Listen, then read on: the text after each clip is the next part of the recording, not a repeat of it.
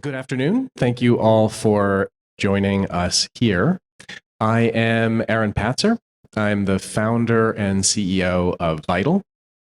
Vital guides patients through emergency room and hospital experiences using AI to explain lab results and translate doctor's notes and that sort of thing. Formerly, I was the founder of Mint.com. Thank you. It is a success I cannot escape. I was telling Daniel, I feel like Rick Astley, and I have another song besides Never Gonna Give You Up, but no one will let me play another song. So a little bit about Mint, because it is technically titled Beyond Mint. South by Southwest would not let me name it anything that didn't include Mint in the title. That's true. He's not making that up. It's true. Yeah, he got approval of all the titles, and they were like, nah, it's got to say Mint. So a little bit about Mint and why that's important to where we're at, or where I'm at right now, and the journey to AI and healthcare. Mint, and I'm happy to answer any of your Mint-related questions. What's happening? Why is Intuit shutting it down? All of those things at the end. I guess it transformed fintech, right? It was the first acquisition over $100 million after the financial crisis. We saved people $9 billion in bank fees, which I'm really proud of. Like, pro-consumer, pro-patient, I really care about technology adding value to the world. American Express copied Mint, like Amex, when we were a startup. It's crazy. And my most proud accomplishment, my name is in the Urban Dictionary for selling out too soon. So if you look me up in Urban Dictionary, it says I am a sellout. As important as Mint was to me personally, and maybe to some of you in the audience, I think Vital is got more potential, and healthcare is certainly a much bigger and frankly more important industry. It's something that touches all of our lives, hopefully not daily, but for some people, hour by hour. It's the biggest industry in our economy. It's $3 trillion or more. It's bigger than automotive. It's bigger than all of tech. All these major companies, the Googles and the Amazons and the FANGs and all the stocks their revenues are actually much smaller than healthcare. But healthcare it's weird. It's messed up in a bunch of ways. We're in 2024, and 80% of all appointments are still made by phone. Life expectancy, even when you account for COVID, is flat to down over the last 5 years. We're actually getting less healthy. There was an expectation in our parents' generation that things kept going up and kept getting better, and that's not been true, which is sad. It's the only industry where, when you introduced technology 10, 15 years ago as part of the financial bailout, all of the hospitals were given $40,000, I think, per doctor to implement electronic health records. The dirty secret about medicine: half these doctors have what are known as scribes. They're basically like medical interns, people who want to get into medical school, who help them take medical notes so they can just have a couple minutes more FaceTime with patients.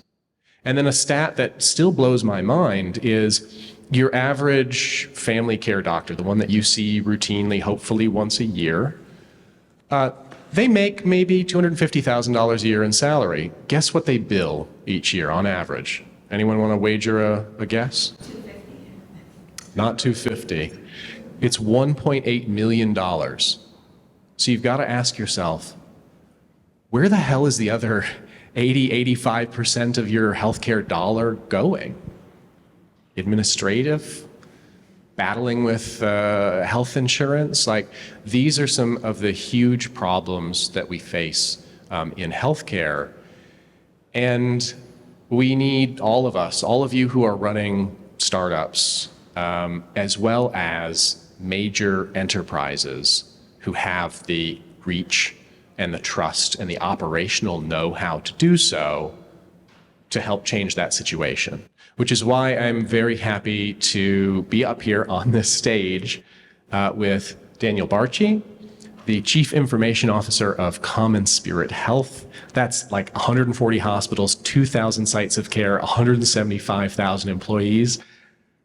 I don't know how, as a startup, I got a guy like this on stage, but it's amazing. Like, if you can sell to an enterprise like this, you are doing well as a startup, and you are lucky and very fortunate. So please welcome Daniel.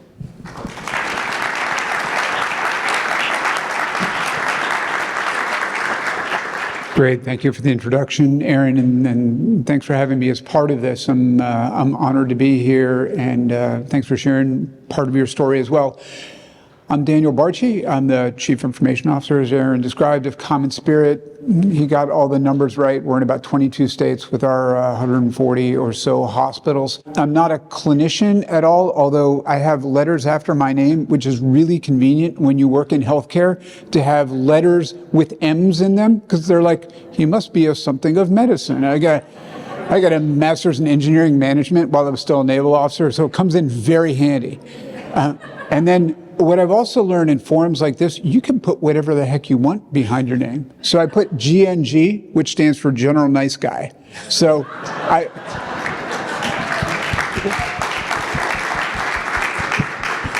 I would encourage any of you, if you're ever presenting, try this. Like, throw some out there and you see how it goes. I don't have a medical background. I became a CIO in 2006 when the CEO of the health system I was working in, I was doing investment, private equity, running a biomedical institute for them. The CEO called me up and said, "Hey, Daniel, I just fired Steve. I need you to be CIO." And I was like, okay. I'd never done technology, I'd never done healthcare before, and that's how I became a CIO. Which goes a long way to explain what we're going to be talking about today, which is you don't need the nuts and bolts of the technology to make things happen. So certainly we'll talk about AI and advanced technology, but we need to think in the broader context. And before we get back and forth a little bit, Aaron and me, about where we're going with it, I want to share two visuals with you. One is digital acceleration and where we're spending our time and energy and what has value versus what doesn't have value. Because I think one of the greatest challenges in healthcare is the time and energy we speak talking about stuff. We don't execute on a lot, but we like talking about it. That's true of the tech industry generally. If you look at any of these, I mean, how much ink has been, or digital ink, has been spent on every one of these. 3D printing. You see in the dark is what we've actually implemented, either in my health systems or generally in healthcare. And in the blue is the amount of time we spent evaluating something. So I'm really glad we didn't spend much more time than that in 3D printing. 3D printing is great, don't get me wrong. We use it in some clinical planning, especially on a lot of orthopedic work. So it's great, but it was never this magical thing that was gonna happen. 5G, don't get me started on 5G. My wife, when we're watching like television and football games and 5G ads come on, she like mutes it because I go off. Like, this is an application that is still looking for, ways to make things better. I've been hearing about 5G, how it's going to change everything for years. And, the greatest one is, with 5G, we'll be able to do surgery from around the world, with a surgeon in North America and the patient in another continent. And I'm thinking, like, if it's that important surgery, let's just plug them into the wall. Let's not rely on the wireless, right? There's no magic about this stuff. So what my general gestalt is, like, it's important to talk about things, and I'm excited about what Aaron and I will be talking about with you all today, especially AI, because you can see we spend a lot of time and energy, and we're really using it. But not everything has the same right to take the time and energy away of what we're doing. And I think that one of the greatest risks of technology in healthcare is fear of missing out and the time and energy we spend on talking about things versus just actually doing them. Because a lot of what we need to accomplish in healthcare is very basic. We still have very problems with people washing their hands. Literally, that is a major cause of death in the United States. And we're talking about 5G, so let's focus on what's important. And then when I went into my current job at CommonSpirit, I thought, oh my goodness, we've got years of work in front of us. We've got 19 electronic health records. I've got 1,800 clinical apps. And then everybody's going to want to talk about advanced technology and the exciting things we're doing with AI. And I thought to myself, how do I share the message that, yes, this is important, but your core infrastructure is important, your security is important.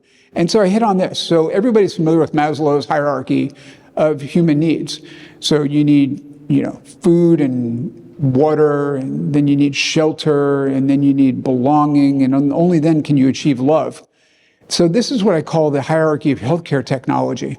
So it's not AI or network security or AI or infrastructure. It's infrastructure.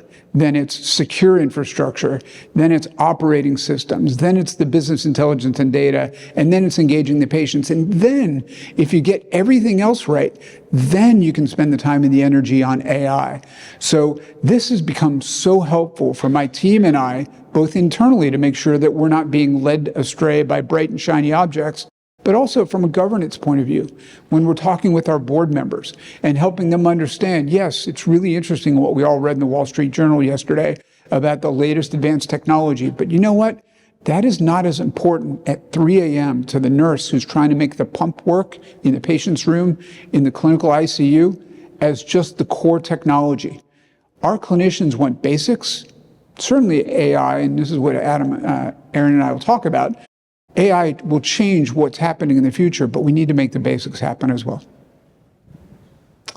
Fantastic. So the rest of this will be a fireside type conversation where we ask each other questions and field some from the audience towards the end. I thought we might start out before we dive into tech and AI and all the initiatives that you have. A show of hands, how many people are at or founded a startup in here? Okay. How many people would describe themselves at sort of a larger enterprise? Okay. And what percentage of you, if any sort of clinical or healthcare background? Okay, good. Sorry about that. Great. So maybe we should address each of those groups in turn, but let's start with the startup space. You're an officer of a $35 billion company. I think once you said our revenues are the equivalent of Starbucks or Boeing or something like that. Like it's that big. How and where do you work with startups? Where has it gone well? And you can feel free to name names, especially if they're vital. And where has it not gone well, and probably don't name names there? Just a little bit about how you work with startups. So there's this, I don't want to say love-hate because that's not appropriate, but there's two sides to it. And it gets to how technology works well within a health system. And I'll go there first, and then I'll spin back to the startups. The technology which is in the workflow is great. Technology which is not in the workflow is not helpful at all.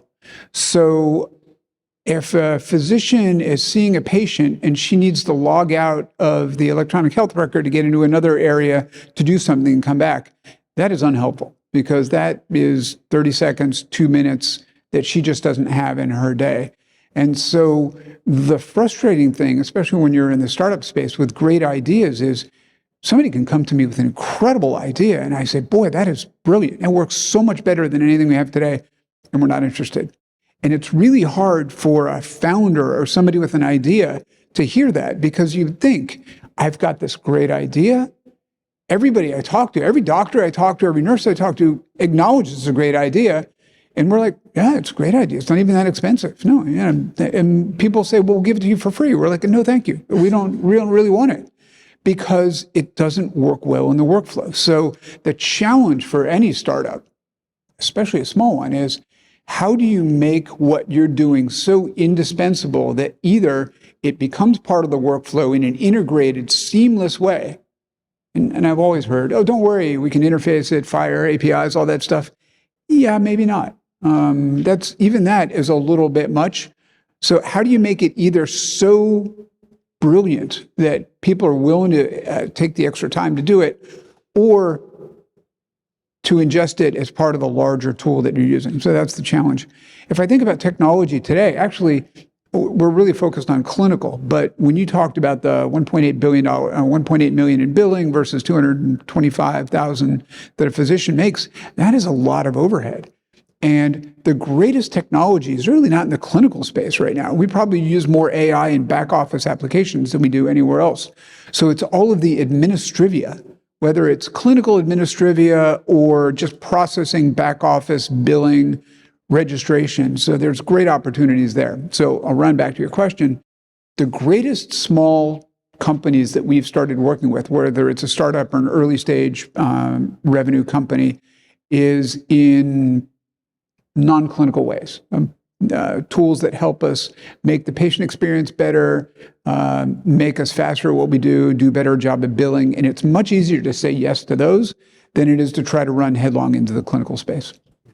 Can you talk a little bit why it's hard to work in the clinical space, and maybe that's because it's too close to what Epic and Cerner, the big electronic medical records, do. Maybe it's because of the change management with all the people and the clinicians. What is it that makes that hard, whereas the other areas like patient experience, where we're at, are relatively easier? Nothing's easy in healthcare. Healthcare is more complex than any other industry I've been in. So I was a naval officer for several years. I was in the telecommunications industry, building global telecommunications networks for several years. Now I'm in healthcare. It is like night and day more complex what we do than the military, global operations, or any other kind of technology. So I, first of all, don't know why somebody would want to try to understand and get into the space unless you just lived it. If a clinician or somebody with a lot of experience knew and they had better ideas, that's great. But for somebody, I mean, there's the old joke among CIOs, if we had a nickel for every bright person in technology who's made a fortune, made a mint somewhere else, who now wants to spin and get into healthcare now because they're so brilliant. I mean, you went through this yourself. There is so much to learn. And you don't even understand the complexity of what it's happening. And then you get people like me who's like, hey, it works well, but we're not going to adopt it. So I'd say that's the biggest challenge of trying to work in the healthcare space. Never mind the fact that it's regulated, and then patients' lives are at risk. If your new Snapchat-ish social app goes down at 3 a.m, not a big deal. You can do upgrades whenever you want. But when I was in the telecom industry and I'd be on a severity 1 outage call at midnight, my wife would be like, come on, this is not brain surgery. And now that I'm in healthcare, she's like, okay, you do that call. I am worried that we're discouraging everyone from starting companies in healthcare with this conversation. But Daniel is right. I was used to the consumer internet. Mint took about 1.5 years to build, and then it took off like a rocket ship. And I worked on other startups, Fountain, a few others, and I've been an angel investor in the consumer space. And you're told to do this, a minimum viable product. What's the least thing that you can build to prove the value out? And in healthcare, that absolutely doesn't work. The first deployment that we ever had was at Emory Healthcare in Atlanta. And I thought, well, my co-founder works there as an ED physician. We'll be able to get the data, get in. It won't take time at all. Started this company in 2017. It took until 2020, 3 years later, to not just build the product. That was, in some sense, the easy part.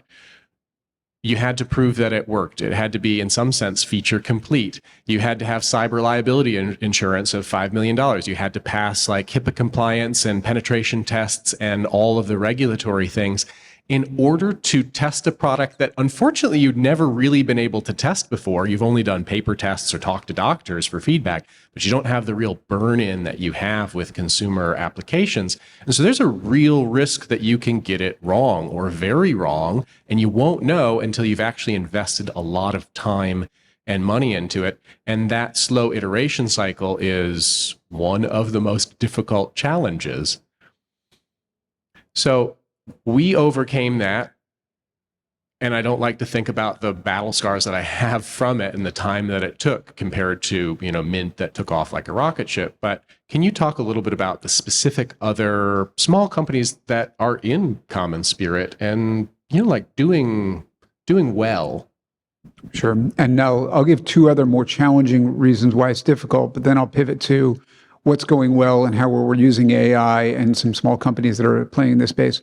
One of the other challenges is healthcare, despite being such a huge part of our national economy and being so expensive, is run on very thin margins. And so, we're a $35 billion company with flat or zero margin or negative margin. We lost $1 billion last year. And so we don't have a lot of dollars to throw around to invest in things that might not pan out. So we're making very, very pragmatic decisions. We don't have R&D kind of budgets that we can play into. And then a little bit to your point, Aaron, we don't do pilots. You can't say, hey, we'll try out this new piece of technology in your medical ICU, just on that floor. Because anything that we need to do, we need to interface, data security, we're not giving away the data, you have to get in the firewalls. And so either it's live everywhere or it's zero. It's not live. There's no little in between. Let's take a baby step and see how it works. So that's challenging. Now, I'm going to focus on areas that we've been quite successful in. I'm a big fan of robotic process automation. We were talking about that earlier.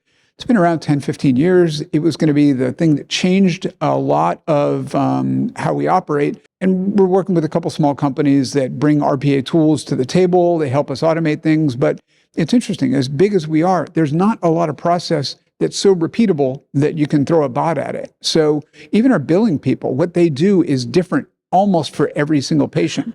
And short of the stack of invoices that needs to go to Aetna and the other stack of invoices that needs to go to United, for instance, there aren't that many things that we do are so replicable that we can just throw technology at it. But in especially patient registration, a little bit of invoicing, and a little bit of coding improvement, RPAs and small companies that have helped us with bots have been good in that spot. I mentioned administrivia. This is not really administrative, but in a health system like ours, we take inbound like 45 million phone calls every year. So that 45 million times somebody is picking up the phone and calling. And if I'm a patient and I pick up the phone and I call something that says CommonSpirit, I figure that person's going to be able to get me to where I need to go. So I want to be connected to Dr. Brown's office to make an appointment. The person on the other end of the line might not even know who Dr. Brown is. There's no overall directory of who everybody is. There are probably 7,000 different phone calls that you can call to get in. And so not everybody who picks up the phone knows everything. So I'm a huge fan. And my biggest favorite use case of AI is for call routing. And you think, well, that's not very human kindness, because CommonSpirit, we practice human kindness. It's not human kindness for a bot to answer the phone.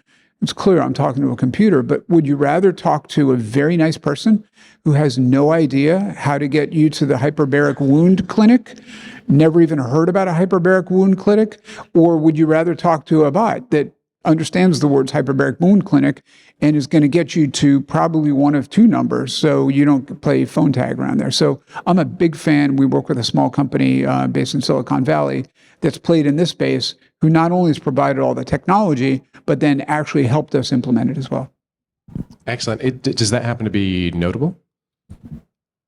No. Oh, okay. I was just curious because I believe CommonSpirit works with them as well. Okay, so we have discouraged everyone in the audience from joining healthcare, and that it's really difficult to integrate, and there's no pilots and that sort of thing. Is there a chance that that changes in the future? I mean, there are FHIR technologies that are supposed to standardize the interface into Epic, Cerner, Allscripts, the big EHRs that have all of the data. There are smart on FHIR apps that embed within the clinician workflow because it can't be outside the clinician workflow, as you said. Is there any way for faster iteration in the future, or what would need to happen for that to be possible? So I wasn't being coy on the AI question. It's a small company called Syllable.ai that I'm a big fan of. You know, on the data interface and data exchange, I really appreciate the work that Mickey Tripanthi in the Office of the National Coordinator in Washington, D.C. is doing to standardize what we're doing. And then if anyone knows Anish Chopra, he was President Obama's first chief technology officer. He's been a great leader in this space, getting us working better together and coming up with some really smart, innovative ways to make it tie together. And yet, here we are in 2024. I mentioned earlier that I've got, I think, 19 electronic health records. We're trying to get from 19 down to like 2. That would be great if we're able to do that. because the interoperability is just not there. And I wouldn't want my data interfaced if I was going through a major clinical challenge between two different systems and hoping that it's picking up the problems, the allergies, the medications, the immunizations, and all data back and forth. Data, as simple as it is, it's not like ATM routing information between banks, because then it's just numbers. But it's a lot of interpreted data that doesn't go back and forth well. So I think more and more we're going to see people standardize on EHRs, not that the data interfaces are going to get better.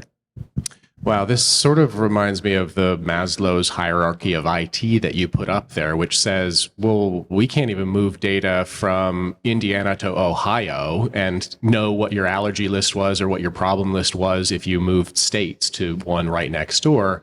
How is it you think that we can have a single interface to test fancy AI? Like that's the top of the pyramid. We're still working on this base layer. It's interesting you talked about the space in between, though. I think that there are three big areas where we play in healthcare, and I credit John Manis as the CIO of Christus in Texas, who came up with this concept, the three-legged stool. Of course, the electronic health records, then ERP that all large industries have, like a PeopleSoft or a Workday or Oracle that's in this space as well. And then finally, CRM. So think Salesforce. And more health systems are getting better at using the CRM tool to do a better job interfacing and being the front end to our patients, because we've done such a bad job of that for years. Witness the 45 million inbound phone calls that we get every year. So I think it's less about the EHRs not playing well with each other or with data. It's more the EHR vendors, the CRM vendors, and the ERP vendors all starting to bump into each other and play in the same space. Let me ask you a question. So whether it was at Mint or Intuit or what you're doing now with Vital, are you finding that these three big players are a challenge to you, or are you just focused only on the EHR space? And where can you bring some of the AI solutions? Oh, that's a good question. In some sense, I feel like Vital plays more on the CRM role. I wouldn't call it that, but we do what's called patient experience, which is to say there are all these systems to help doctors and nurses and to order your medications and make sure that the medical interactions, don't kill you, which that's great. But in some sense, like, it can be quite paternalistic in healthcare. Like, the patient doesn't know any of this stuff is going on, and the doctors and nurses are way too busy to explain any of this because they've got to go save the person in the next room. And so you have these big gaps. You go into the emergency room and you don't know why you're waiting or how long you'll wait. So we do AI-powered wait times. You get a doctor's note and it says, hey, Daniel, your mother had a cerebral infarction. And you're like, what's that? Your son had severe epistasis. And you're like, why didn't they just call it a nosebleed? Why didn't they just say your mom had a stroke? And so there's a different language that doctors and nurses speak than the average person. Forget about it if you speak a foreign non-English language. That makes it so much harder. And so you don't know what to do, and you're in a very scared and vulnerable place as a patient. And so having AI that like steps in when humans are too busy to, a human interaction is always preferred, but AI is always available. And so that's the big difference. So that's during the visit. And then at the end of the visit, I always think you're actually quite safe when you're in the hospital, when you're in the emergency room. Nothing's going to happen. Emergency room doctors, and my co-founder is an ER physician, they will save your life. Like, I am shocked at the kind of like people you'd think are gone. They will save their life. But when it comes time to discharge, they're like, hey, here are your 10 diagnoses. Good luck getting an appointment in the next 6 months. And also, there's no guidance for what you do to solve this problem. But I guess we'll see you when you fall off the cliff again and come back to the hospital. And so to solve that in-between problem, that in some sense is CRM. That's communicating with your customers what their unique bespoke care path is. And as you said, healthcare is more complicated than the military, which just blows my mind. Every human has different different health and different background, different social determinants of health, which some people say are 60 to 80% of your health is like what your income is and whether you were born in a poor neighborhood and what your education level is and what your diet is, more so than the medications and all the other things. And there's really a one-size-fits-all methodology in today's healthcare. And there should be a tree of, all the infinite variations based on who you are. And the only way to deal with that level of complexity is through artificial intelligence. And so in some sense, that's what our goal is. I never really thought until you talked about it in these three ways that wow, we're a CRM, because you think about that as like email and phone call spam or something like that. And we're care pathway spam. I would love to be that, Okay. It's good to know. I'm glad that I was able to help you with your company here. I do want to share some examples how we are using AI right now, because I'm talking about the nuts and bolts. I talked about basic pumps and basic interfaces and core technology. And yet we are doing the tip of the pyramid as well. So we've got about 60 different AI applications live in our health system, in our hospitals today. And they range the gamut from patient interface kind of tools, the services that you all are providing for us, especially in our Arizona hospitals, to be a better interface with our patients, especially in the ED and their care pathways. A lot of self-developed tools that help physicians be more efficient. We've just gone live with a number of tools that help physicians do a better job of documenting what's going on, a better job of doing discharge instructions, a couple of applications that are focused on doing a better job documenting for payments and sending our payments out. So 60 different applications. A lot of them are, like I mentioned before, very in the administrative space, but a lot of it is clinical as well. We've had a AI-based sepsis prediction tool since 2018. Our clinicians tell me that we've saved more than 1,600 lives with this tool. Now, when we were talking about our background before, I'm not trained as a clinician, and yet that I lead a team of people that is developing and implementing these tools that are literally saving lives. It is really rewarding. So I'm thrilled about that. So of all of them, probably sepsis prediction using data, using AI is probably the greatest advancement we've made within CommonSpirit. And a lot of other health systems are doing this. I'm really proud of my team. We've got a sharp AI team led by a man named Sunil Kakade. Does a brilliant job with the technology. We just went live last week, and we're announcing it today, with an internal tool called Insightly. So it's an internal AI assistant that our physicians, nurses, other people can use in a couple of different ways. They can ask clinical questions and get data. They can get suggested communications with patients. There's a billing agent. There is a contracts agent. So we're using it in a lot of different ways internally. I say all this to share with you, especially anybody who's thinking about doing more with AI in the healthcare community. Probably the greatest opportunity in healthcare is what I mentioned before, the administrivia. So what can you make go away that's pain, not the clinical space, but all of the costs and inefficiencies. That's probably the greatest opportunity in healthcare. The greatest opportunity for using AI in health is keeping people well. So I was inspired when you said this before, because if a person trips on a carpet, breaks their leg and comes in our emergency department, the hospital gets paid. If they trip on the same carpet 6 months later, they come in, we fix them up, we get paid. We have no incentive whatsoever to go to their home and fix their carpet for them. So large healthcare is all about fixing broken people. So if there was a challenge to an audience of intelligent people, it would be, how do we use AI in a way that keeps people healthy, that is also financially viable? Because there's no incentive to keep people healthy. Surprisingly, we don't keep ourselves healthy, to wit, what we eat, what we drink, what we smoke. And certainly the healthcare industry makes money by patching people up and sending them back, except for some negotiated capitated lives contracts. But if there's a tool, if there's a technology, if there's a way of using AI to keep people healthy, that is incentive to them to keep healthy, and there's a viable financial side of it, I think that's the holy grail that we're looking for in healthcare AI. I think that's a great challenge for all of us. I have some ideas on exactly how you would do that I'll tell you a little bit about later.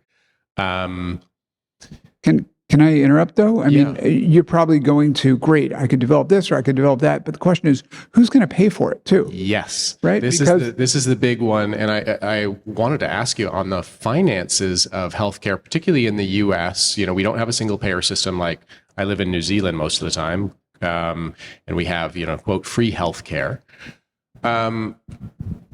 There's a series of perverse incentives in US healthcare. Is the solution, and we're veering away from IT and AI, is it value-based care? Is it capitated care, which means you get paid a certain amount per month for all the lives that you keep healthy? So your job as a doctor is, I have 2,000 patients or whatever the number is. My job is to keep them out of hospital because that's the expensive bit, and I get paid just a flat fee.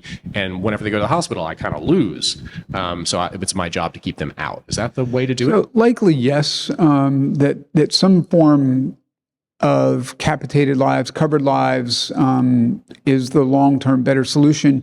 And yet we, as humans, don't play a role in that. So it's great that you got the government over here, you got my life insurance, or you got my health care insurance over here, and you got the hospital over here, and they're all working. But I'm just kind of like an observer in all of this. So I'm sitting here, eating circus peanuts and drinking Coke and, getting unhealthy. And there's no incentive for me to keep myself healthy. And so if there are ways that we can incent people, you would think that, feeling better and living longer, apparently not enough. So if we can incent people to be healthier, and maybe technology can play a role in it, I think that is the biggest challenge in all of this. We've worked a little bit on this. That's actually the first time I've ever said circus peanuts in a panel before. Worked circus peanuts into a talk. Yes. Achievement unlocked. I think that what you're describing is kind of a behavioral change among humans, which I actually think AI plays a role in, because you can develop a profile of what motivates certain people. This is one of the things that we've been playing with in the inpatient space, which is a lot of people are not motivated by their own health, but they are motivated by living long enough to walk their daughter down the aisle. And that's actually one of the biggest motivators in life for people, is their kids. One of the most reliable differences that I can see in the hospitals that we deploy in, Vital has incredibly high usage in the emergency room, like 75% of all patients in children's hospitals, about 60% in adult hospitals. I mean, that maybe they're both very high utilizations, but people are using this for their kids more than they're using it for themselves. Part of that is parents are a little bit younger and there's a little bit of an age correlation, but part of that is people care more about their kids and their dogs than they do themselves. And so if you can use that against them to their own benefit, I think that's the key. And I think AI can help determine these goals for each person, based on, a psychological profile, an age, where you're from, all of these things. And then using the things that we do in the internet, like think about optimizing ad click rates, but instead of ads, they are the goals to use your incentive spirometer, to get up out of your bed for a meal when you're in the hospital. That actually has positive correlation to your length of stay and your life expectancy, because all of a sudden you get the blood flowing and you're not just sitting there passively. And we have not cracked that yet, but I think AI will be the solution. So let me jump on this, because I do want to bring it back to AI and who pays for this stuff too, because you said you had ideas. It's really challenging selling in healthcare. We have the longest sales cycles of any industry. So we will wait out, companies go bankrupt waiting for decisions from health systems, because everybody and his brother and sister need to study it and approve it and sign off on it. So it's challenging in that way. So that's another challenge of all of this. Also, what I'm starting to see recently is the tools that are out there are so easy to use that companies that had an entire business plan around an idea, now we can have some internal people develop something in a couple of days. So it's really challenging to play in this space. If you've got a brilliant idea, and I'm like, well, my team of 7 people that focus on this full time, could you probably create that on our own? Can you do that, guys? Sure. And then they say, so that's one of the bigger challenges. And so it's challenging because we certainly can come up with all of our own ideas, but you also want a dynamic environment of bright developers in the larger ecosystem out there coming up with the ideas. Yeah. So let's switch gears to what I call the crystal ball section of the fireside chat before we open it up for Q&A. And that would be, let's look 10 years into the future. And you have a solid base in your Maslow hierarchy of IT. You've got a couple of EHRs, they're all interoperable. You've got your analytics set up, so you have visibility, and you're implementing more and more AI. What does it mean concretely on the ground to patients or even to clinicians 10 years from now? Are administrative costs going to go down? Is our healthcare experience going to be radically different? What would you see? So from a patient point of view, I think we're going to have a much more consumer experience. We've been talking about phones more than ever today, but today when you want to travel to New Zealand, you don't pick up the phone and call United Airlines. You just go online and book it. So I think we're going to get much better, and we're using AI tools to make the consumer experience better. One of the models I really like for healthcare is a physician who's running a team of advanced practice providers. So physician assistants or advanced practice nurses who are seeing the patients. And you get 6 advanced practice providers and 1 physician. And the advanced practice providers are doing most of the work. And when they really come up with something tough or they need a question, they go to the physician. I actually think that's the model for the future, where it's almost that the technology is going to become the mid-levels, the APPs. Certainly we'll need people to carry it out, but it won't be as much thought that needs to go into it because we'll be using tools that for most routine things, we'll get good insight from the AI tool, the large language model. And it's only the physician who has to step in when it's something unusual or more challenging. That said, one of the hallmarks that we have in our health system and most health systems is we always have a clinician between the machine and the patient. So I don't see a model in which we're going autonomous decision-making in action by AI, but as the AI gets better, it'll be better able to nudge and suggest, but there will always be a clinician that's making the final call. I like that distinction. I think there's probably a lot of you out in the audience who are like, okay, so AI, even if it's 99% accurate, that still means, like 1 in 100 people are going to be injured, die, whatever. That's not good enough. Just like we're seeing, remember we were promised self-driving cars back in 2008 from the Google self-driving experience, and you see all the accidents that you have with Teslas in full self-driving.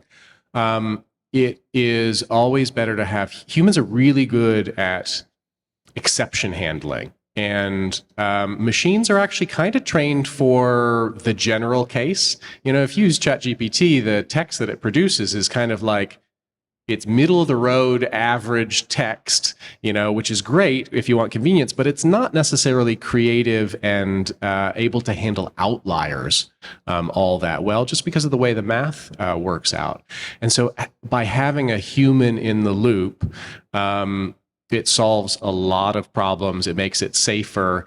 And then that AI makes the doctor or the APP, the advanced practitioner, like a nurse practitioner, so much more productive and able to handle, 2 or 5 times the volume because they don't have to spend all the time looking things up. It just provides the information at the right time. I've got one question for you here too, before we go to questions from the audience. You've worked with health systems after having worked in other industries before. What would you say that nobody knows, because we all use the health system as patients, but from your experience, what's your impression of the health system and something that nobody else would know except somebody who's been through working through it the way you have? This is funny. There's so many things that I could name. So first off, from a patient's perspective, doctors and nurses really do care about you, but they are absolutely stretched thin. So if you're going to have an emergency, you should have one in the morning and not between the hours of 6 and 9 p.m. So just plan that, because that's the worst time to go to the emergency room. The second thing that you'll discover as a patient is you're like, they must read my entire medical background, for the last 10 years in order to make these medical decisions. And they absolutely do not. They do not have enough time to do that. I think a killer app for clinicians would just be summarize 10 years of medical history related to this chief complaint. Like if it's a heart thing, it doesn't care about the ankle sprain that you had 3 years ago. And unfortunately, current technology is not really able to do that. If you look inside Epic, Cerner, the search button, you search by patient name or date of birth or a medical record number, you ought to have semantic search. You ought to be able to search for heart attack, and it knows that heart attack is the synonym of myocardial infarction. It's related to thoracic. It's related to all of these terms.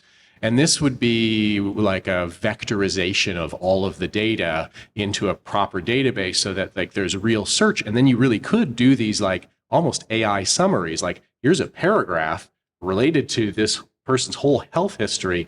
And then if you can do it down to 10 seconds or 30 seconds, a doctor will read that, even in an emergency situation. The only time they're actually diving into your history is like oncology or something where it's a chronic disease where they actually have the time. So that's like a dirty secret. They are not looking at your medical history, which is why everyone asks you over and over, so what are you in for? Tell us how that happened. And you're like, I told the last person 6 hours ago, and it's the same story over and over. So that I hope changes. And the technology exists, and frankly, you and I know how to do it. Your team is probably working on it. Yeah. We do, and part of our new Insightly tool is just what you described. Sweet. Tell me a short summary of this patient's chief complaint, and in 3 paragraphs, it gives you the entire multi-year summary. Great. So let's, we got about 10, 11 minutes left. Let's switch to Q&A, hopefully AI and healthcare first, and I will stick around towards the end for anything Mint related, or you can see me afterwards for that. Thanks. Thanks very much for a phenomenal talk. Just interested, I suppose I can imagine for someone like a CIO or anyone involved in trying to drive healthcare forward, that it's an immense challenge trying to traverse those barriers that you mentioned. Is there something, I suppose, founders or people involved in innovations to help improve patient healthcare that experience, something they can do to meet you halfway to help overcome those barriers and gain access to systems which have, 1, a ton of regulation, and 2, all those limitations that you mentioned? So one of the tricks that I say to entrepreneurs, people that are trying to break into healthcare, is find a friend who's not in the technology space. So go to the people who have the problems, the nurses, the chief financial officers, the chief medical officers, the chief quality officers, solve their problem. And then instead of a push, it will be a pull. And then, if you come to me and you say, I've got this great idea, I'll be like, no, we're good. But if you go to the chief nurse and tell him, hey, we've got the solution that does this, and he says, oh, okay, we've got that problem a lot. If you can solve that, he's bought on board. He'll tell me, use this tool, and then I'm happy to do it. So I think that's the key. Don't think that you need to go the technology route. Go the long route with the actual users, and you'll find a way in the door. I think user research is always important, and speaking to as many doctors and nurses as possible is great advice. One thing that I wish existed in the industry that we could help each other out with is there's not actually a great sandbox for healthcare. And by a sandbox, I mean there should be basically a fake hospital that's generating fake patients all the time that are generally realistic, that have a real distribution of heart disease and knee replacements and all the things that happen in a hospital or outpatient setting. You should be able to connect to it through FHIR and HL7 fairly easily. You should be able to do analytics and statistics on it because, well, you can't really just buy Epic and Cerner yourselves. Those things cost like $50 million to set up. So you don't have a good sandbox for this. And so I certainly wish that I had that realistic fake data sandbox, and I don't think one really is around, unless I'm wrong. You're correct. That's a business idea. Even physicians and nurses who work in the health system who have great ideas, there's no easy way for them to test stuff out. So it's a challenge. Hi, I'm Scott. Aaron, thanks, by the way, for mentioning Mint's history, because for 7 days I've been racking my brain about how Mint is related to patient health. So I work in IT, non-clinical, but for a healthcare, medical university and hospital. And our C block is very supportive of innovation. So my department is bringing in new innovation, new technology to the hospital. Now they're looking at AI. And I was just wondering what your advice is on, as we start these discussions, what information do I get from them on where we should focus, and what should I advise them on as we're starting these discussions, so we can kind of avoid pitfalls and focus our energy and money into the right places. Like the sepsis sounds amazing. Thank you. Yeah, that's a great question. I'd start with problems that you want to solve, not with the technology. So people will come with great things, and then you try to figure out how to use it. So figure out what problems you need to solve. I'd also, and this is not technology advice, this is more general management advice, but think long term, because it is easy to think, oh, small point solution here, small point solution there, or be looking for a silver bullet.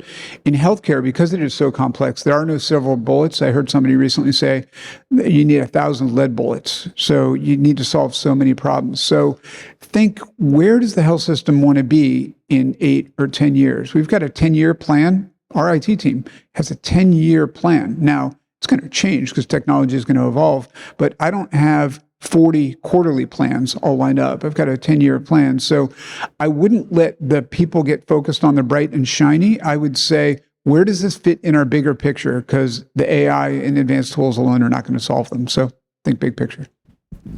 I think that's a great advice, which is always start with the problem. As a technologist, you often, lead with the features, and really healthcare seems it's looking for solutions. So when we changed, in some sense, our marketing to this will half the number of people who are left without being seen, who basically come to an emergency room and bail because it's too busy, because it keeps them occupied, because it sets expectations with wait times, because it gives them things to do to speed up their visit. It makes sure they're prepared the next time they see a doctor with their medications list or whatever it might be.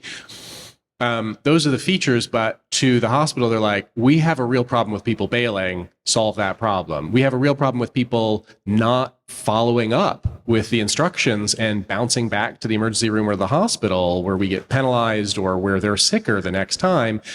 How do you keep them from throwing away that big page, 15 pages of discharge instructions? Well, make it simpler for one. And so it's really solving those problems on the patient side as well.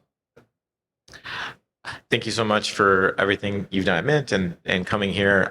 One question that I have is as a product leader is how we're going to train our intuition to better prioritize and understand where these applications for AI make sense. And I was hoping to get a little bit of your journey of how you were able to break down that customer journey and how you were able to best prioritize that this is an application for AI, whereas this is in place where it might be a little bit too much effort.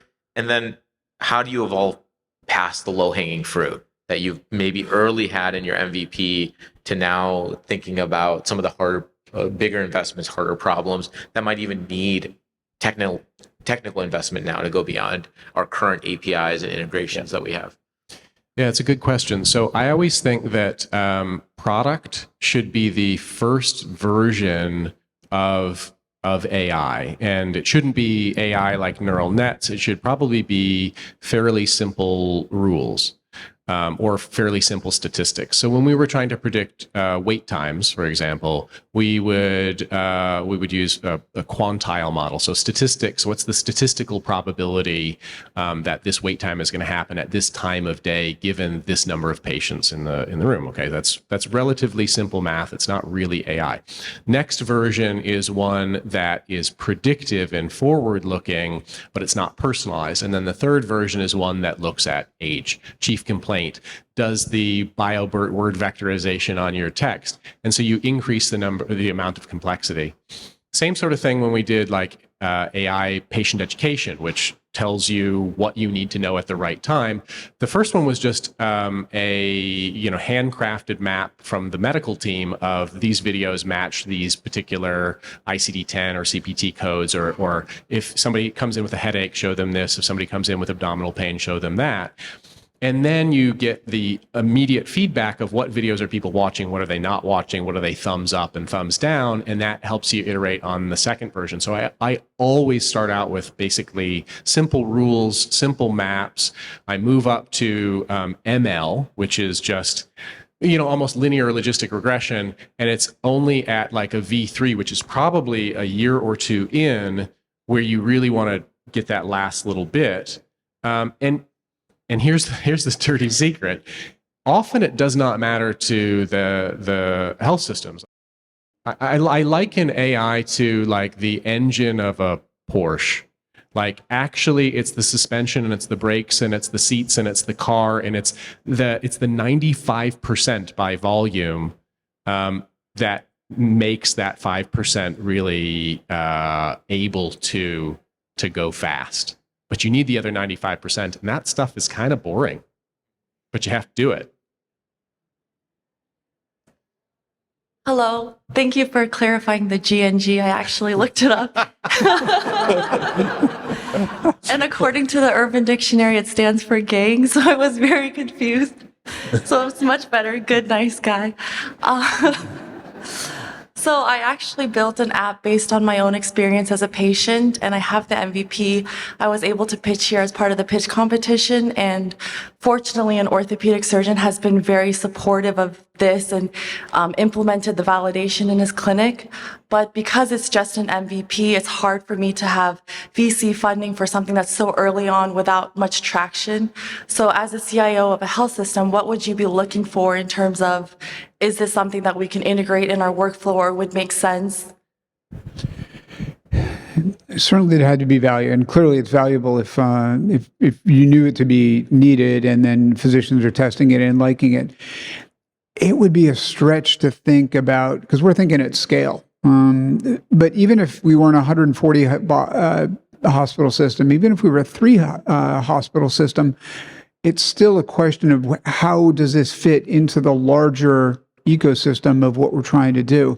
So I guess my advice would be to start with a small practice that's open to doing the development. I don't think going to the EHR companies themselves is fine, because they'll say, we're developing it on our own. But if you talk to me afterwards, I'll talk to you about it first of all, and then see if I can make a connection to a couple of CIOs that are in shops that are doing more development. Thank you. I would agree with that. One of the things that we do at Vital is we have innovation partners, which are health systems that tend to be the smaller side, so no more than about 10 hospitals. And we, obviously we do as much testing as possible. We put it past our medical team, and once it makes it past there, we use production, data at a certain point and vet it.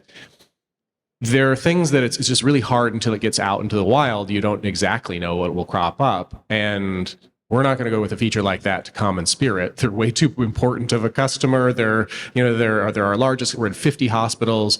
But you have these smaller health systems, and they're like, we want to use it. Please give us your new stuff, because they're neglected. Like all the vendors, all the salespeople are like, that's a multi-million-dollar sale. And these smaller hospitals are like, it's a $30,000 sale. No one's paying attention to them. So they actually like a bit of love. So we found good success in 1 to 3 hospital systems as test beds. And we usually just give the software or a new feature away for 3 to 6 months free. And then only if they like it and it works. And it's a good reciprocal relationship. We have 1 minute left, so see if we can do a speed round for the last couple of questions here. Yeah, sure. My name is Jihad, founder of an application trying to improve patient safety from the perspective of staff training. And so my question's a little broad, but have y'all seen AI applied for medical staff training in healthcare systems? We just got approved for Piedmont Healthcare in Georgia, and kind of curious, what are the unknown unknowns that I could be? That's great. No, I've not seen applications. Now, it might be embedded in some of our training tools, but I've not seen it. And especially if it's tailored and live in real time, it does a better job of teaching to what people need to know. It seems interesting. That's a cool idea. On the patient safety side, I've seen some AI used, and we've developed some internally. Like 95% of all like nurse and doctor assaults, verbal assaults, push and shove being a clinician is one of the most dangerous jobs out there. That's another thing people don't know. You can infer a clinical safety event by looking in the record for certain keywords, looking for things like Haldol or ketamine. They'll actually K-hole people, for anybody who knows about drugs, for if they're violent, and that's often not reported. So that's how you can detect those without the nurse having to have filed all the paperwork. I'll make this quick. So you mentioned FHIR. The ONC is mandating FHIR being used across, I think, electronic healthcare records. I was curious if you think that's going to make a difference. My understanding is that you've seen one implementation of Epic, you've seen one implementation of Epic, and there's really all these different ways of implementing the underlying data that then gets mapped to FHIR to then get transferred. Is that a concern at all of yours, or do you think it matters? You outlined the issue well, and I think it'll improve interoperability because whether it is core structured data that's you can actually report on, or it's good enough to treat this patient in the emergency department and then send them, to where they normally get their care, I think it'll be better than it is today. But no, I don't think that mandating FHIR is going to fundamentally change and make it so interoperable that it's fine to have multiple EHRs in a region and even in a single health system. So technology is not the solution in this case. All right, everyone, this session has concluded. I want to thank you all for attending.